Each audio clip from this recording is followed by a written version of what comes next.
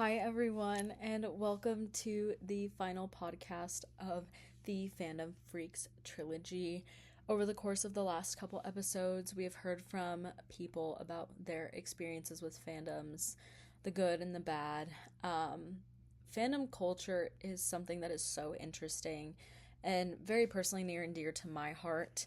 From a young age, I participated in fandom culture without even knowing about it, whether it be my obsession with Justin Bieber, or the sports teams that I love and interact with so much.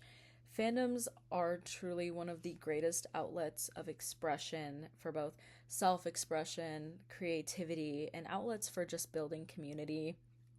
They are truly a treasure, and I'm hoping that over the course of the last couple episodes that you've been able to learn a little bit more about how you engage with fandom culture, whether you know it or not, and the impact that it has on your life. We've heard from Isabel, Alicia, and Yumiko about their experiences. These are friends that I have made by interacting with fandom culture, and they have truly been some of the biggest blessings in my life and great sources of support, not just in the moments where we are actively participating in the fandom culture, but they've become special pieces of my life. They've become friends that I know I will have through thick and thin and through all stages of life. They are people that I am so thankful to have, and it's thanks to fandom culture.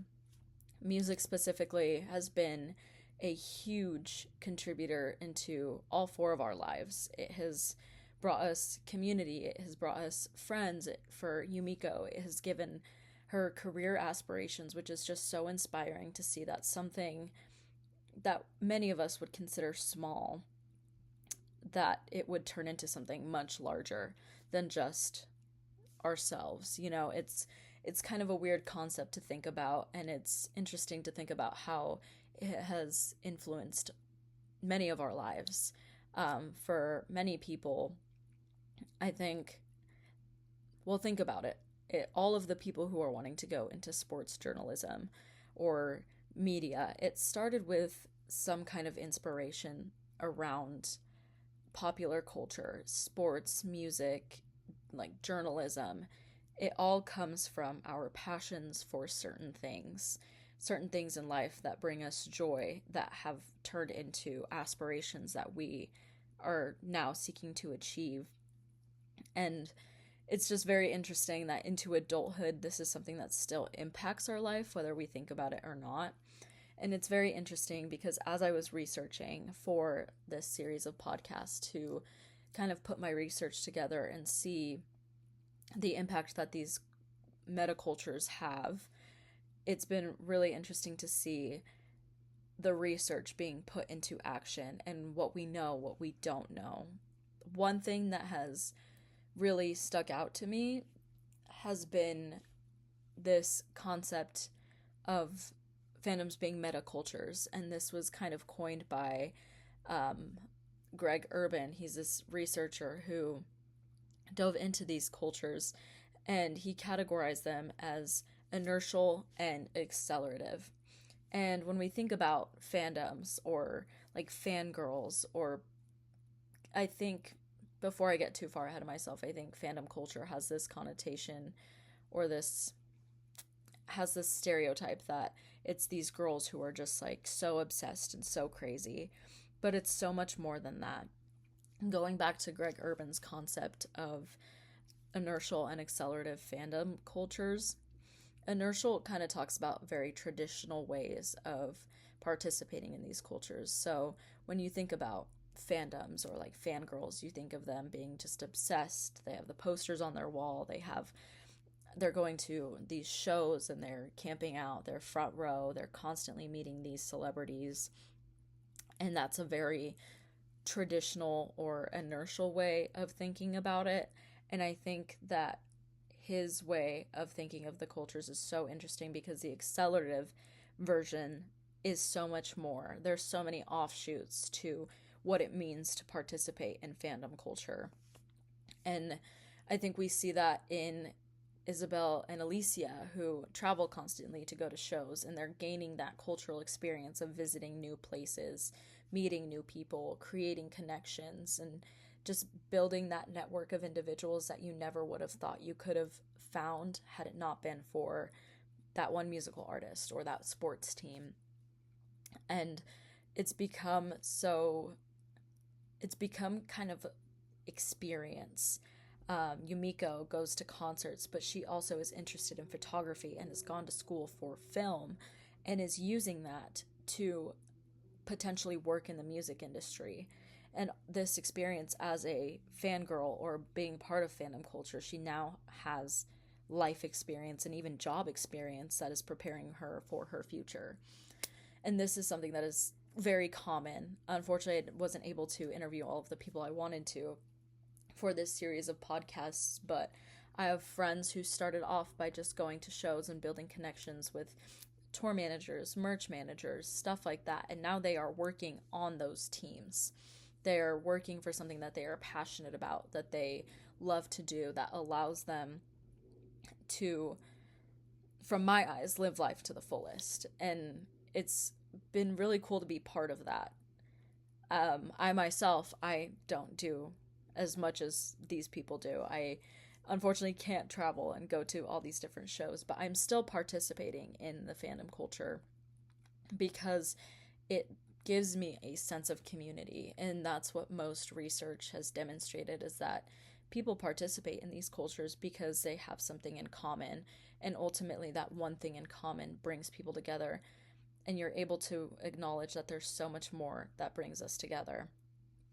In Isabel and Alicia's interview or chat that we had, she said something that really stuck out to me, and it was something along the lines of, it's sometimes the music that brings you together with other people. It's the shared experiences that you have with people from maybe far away that you can relate to when the people in your own household don't necessarily understand. It gives you an outlet to, I guess, have your feelings validated. And that is something that is really, really valuable, especially in our day and age. It's so cool to see how far we've come in acknowledging our own feelings and such. One thing in particular that is very interesting about fandom culture is the aspect of social media. Social media is used, technically it's for people who are 13 and up, but we know that people who are younger have access to it. And social media really plays such an interesting role in fandom culture. It has elevated the experience for not only the fans, but for the artists, the sports teams. It's such an amazing outlet that not only connects the people with the fandoms, within fandoms, but allows them to interact in such unique ways. Social media is something that I consume every day, and it has been since I was about 10 years old. At age 14, I was running my own fan account. Looking back, it is such an interesting experience, but the amount of time that these people are putting into these accounts, a lot of the times they're updating people on music release dates, tour release dates, where people can find tickets, different things like that, while also maintaining an audience themselves. And creating this culture within culture is something that is really interesting, and I think also ties back into Greg Urban's idea of cultures being accelerative and steering away from the traditional and stereotypical ways of functioning. But running fan accounts is something that I can look back and admire as someone who ran one myself. It takes a lot of time and it takes a lot of energy, and you are keeping up with a posting schedule, you are updating people, you are putting out your own content for people to consume, all while contributing to one greater community. And this is both a good and a bad thing, and I believe in chatting with Isabel and Alicia, we talked about some of the negatives. Social media can foster such an interesting online environment. It can be really great and bring people together, but it also can be quite the machine for some negativity and very interesting content. I don't really know if that's the right word, but depending on the kind of content you are consuming as a person participating in fandom culture, it can be very, I feel like there's levels, if that makes sense. Some of the very basic information, you're keeping up with music releases, tour dates, stuff like that. But you're also interacting with other people. And this happens both in person and online, but there's this sense of hierarchy. Some fans have been in the fandom for much longer and have this kind of superiority complex, and that can definitely lead to some hostility. And I've seen it firsthand, and I've seen it both in person and in social media, and that I can definitely see as a negative of fandom culture. And I can see how it creates the stigma of why people view fandoms the way they do, and how the people in the fandoms are kind of weird, they're strange, they're obsessive, and I get it. I've seen it firsthand, and it definitely is a deterrent to people who are wanting to engage with the community. And definitely with younger people on social media, you don't really think about what you're saying, what you're posting, what you're doing, and how that's impacting not only yourself but the community, and then also your future. It's very interesting concept of being able to participate not just in person anymore, but having this online outlet where you can essentially do and say anything. And yeah, it's definitely interesting, and we touched on that a little bit again with Isabel and Alicia's interview. But overall, it truly is such a tool to help bring people together. I mean, with them living in Vegas, same with Yumiko being based in Vegas and LA as she travels for work and shows and stuff, it is what holds us together as friends. Without it, I don't know how we would be able to interact. I mean, we met at a show in Salt Lake. All of us met in a big group, and unfortunately, I wasn't able to interview everyone that we had met, but we have this big group chat, and it's so nice to have that community to fall back on to support you in your times of need or to celebrate you in your triumphs. And it becomes something much bigger than just the artist or the sports team or whatever it is. It becomes your life, and your life becomes the fandom, if that makes sense. I mean, I don't know that it makes such an impact on the greater whole community, but it definitely makes an impact in very interesting ways. Going forward, it would be very beneficial, I believe, for researchers to look more into fandom culture. As I was researching for this project, I found some articles that were all kind of saying the same things, that fandoms are communities. They are creative individuals who are expressing themselves through art and all different kinds of things like that. But going forward, I think it would be beneficial to look at what the outcomes of that are, what these articles were talking about, these individuals entering these communities. I would like to see more research based on what these individuals are then turning into.